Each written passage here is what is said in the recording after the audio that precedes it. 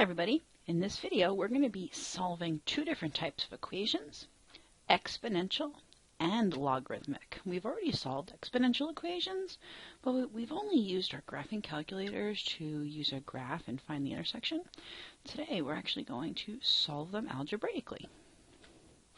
So to begin, on your note sheet, look at example 1 and notice that we have an exponential equation. We have a variable in the exponent. Now, to solve an exponential equation, we want to get the base and the exponent all by itself on one side. So I'm going to add 1 to both sides of the equation to start us off. And now that is a 3 to the x equals 8. Now, that's really a question. It's saying, what exponent do you put on 3 to get 8? I know another way of writing that, and it's called a logarithm. Log really means what exponent or what power do you put on, and that's where the base is going to go, so 3 to get 8.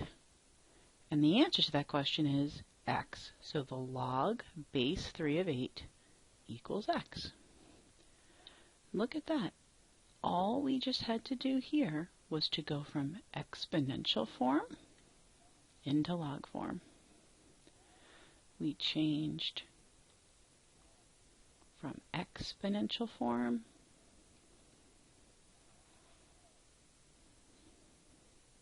to log form.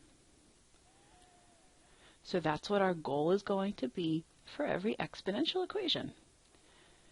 Get it down to a super simple exponential equation, change from exponential to log form. So that is exactly what x is equal to. Now here's the problem. What is log base 3 of 8? Well, I'm going to show you how to do that on your calculator right now if you don't already know. So we're going to get out our calculators. And here's my calculator. When I want to type log with a different base, I still have to use this log button. Unfortunately, we only have a log base 10 button and a log base E button. I'm going to talk about this other button down here later on in this video. So I'm going to have to use this log base 10 in order to get other bases. That's kind of weird. So let me show you what I'm going to type in, and then we're going to write it down on the page. To do log base 3 of 8, I would do log of 8 divided by log 3. And I'm going to write down to the nearest thousandth, so 1.893. So x is approximately 1.893. So we have the exact answer, and this is the approximate answer.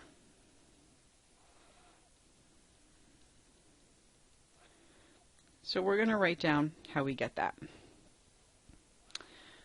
To get this answer in the calculator, we did log of 8 over log of 3. And there's really little invisible tens right here, and that's because that's the base that we have in our calculator. This is called the change of base formula. So it says if you have a log, whatever base you want, let's call it b, of a number a, you can change that into log of a, and you can actually choose any base here that you want. We choose 10 because that's what our calculator uses. I'm just going to put an m here, just so you know that you can use any base.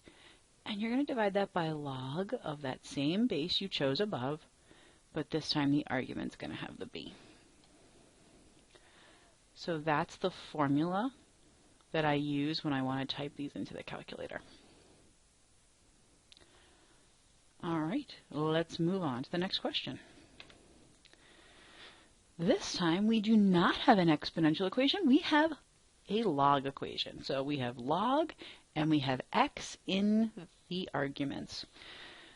To solve a log equation, the very first thing you need to do is to combine into a single log. And that's why we spent so many days practicing those log properties so that we were able to get a single log. So let's take a look over here. We have two logarithms and they're being added. And the rule says that when they're being added, we're going to take these arguments, so the x and the x minus 2, and we're going to multiply them together. And we're going to keep log base 2, but inside here we're going to have x times x minus 2. And that's going to equal 3. Let's simplify that stuff inside. If I actually multiply that, I would get x squared minus 2x.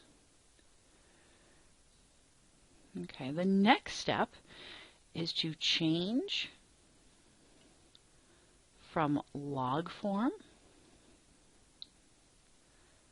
into exponential form. Now we did it the other way in an exponential problem, right? But now we have a log and we need to go into exponential in order to solve it. So this says, what exponent do you put on 2 to get x squared minus 2x? Well, equals means the answer is 3. So 3 is the exponent you put on 2 to get x squared minus 2x. That's perfect. That's a quadratic equation. And we're going to solve quadratic equations by setting them equal to 0 and then seeing what happens from there. So let's do this. Let's change that to an 8, right? 2 cubed is 8. So 8 equals x squared minus 2x. And we want this equal to 0. So let's move this 8 over here. So 0 equals x squared minus 2x minus 8. Okay. So now that's a quadratic that I think it's factorable. I always like to try to factor it if it's factorable. So let's see here. We'll set it up. What multiplies to negative 8? Negative 4 and 2, and those add up to negative 2. Perfect. And that would be my factoring. And now this says that x minus 4 can equal 0, and x plus 2 can equal 0. So x will equal 4, and over here x will equal negative 2. But let's just hold your horses for a moment.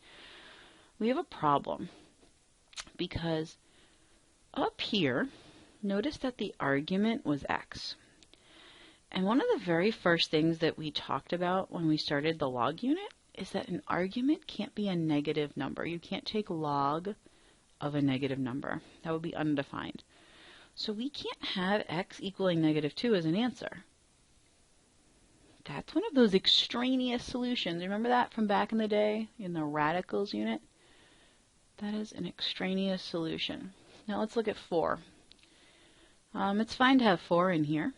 And when we plug 4 into this argument, minus 2 gets us positive 2. That's totally fine. So this one doesn't break any rules. So we really do only have one answer to this problem. Sometimes there will be multiple answers. It's not like the log equations have to have one answer. We just need to make sure that we check the rules. Okay, moving on to our next example.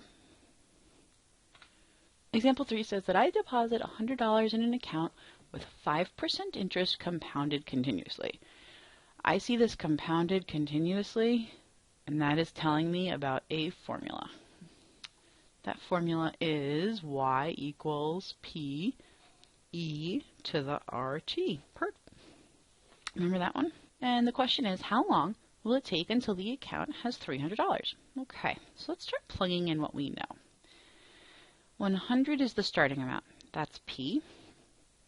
5% is our interest rate, but we have to move the decimal point over 2 places.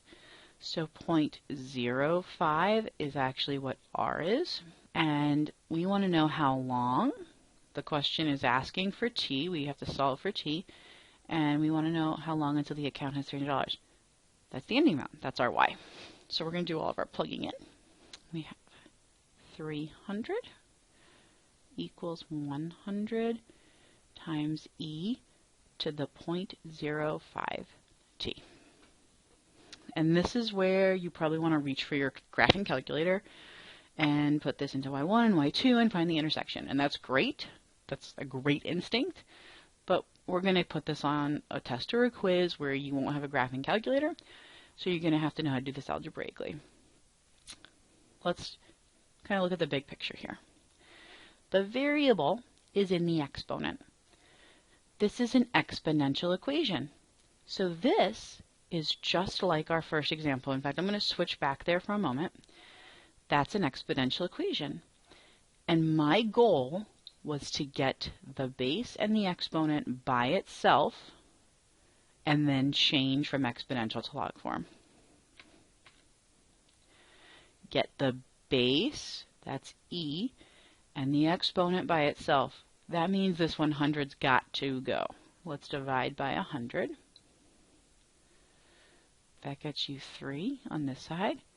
E to the 0.05t remains. And the next thing that I said was to change from exponential to log form. This is where we're going to change to log form. E is our base, so we're going to do log base e. The exponent is 0.05t. That's what this log is going to be equal to. That leaves 3 to go in where the argument is.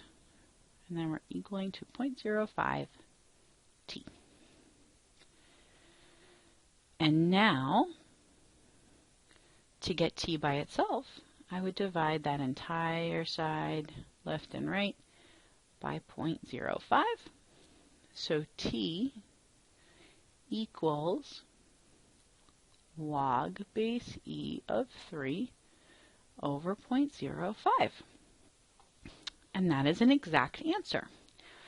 Except, I want to know how long this is going to take. Like, give me a realistic number. Let's figure out what this is actually equal to. And here comes that new button on your calculator. Log base e is so special, it gets its own symbol. We're going to call it ln. And I will explain that in a minute. Let me just write down what the other pieces are going to be. So log base e is really this thing called ln. We're still keeping 3 in the argument. And then we're going to divide by the 0.05. Either one of these answers is fine. But this answer is easier to type into the calculator. And I know you would like to know the easiest way of doing something, and that's what we're doing right now. So I'm just going to make a little note here. ln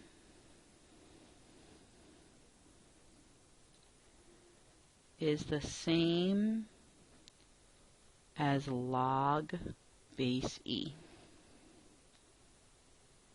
Okay, just a little note to myself.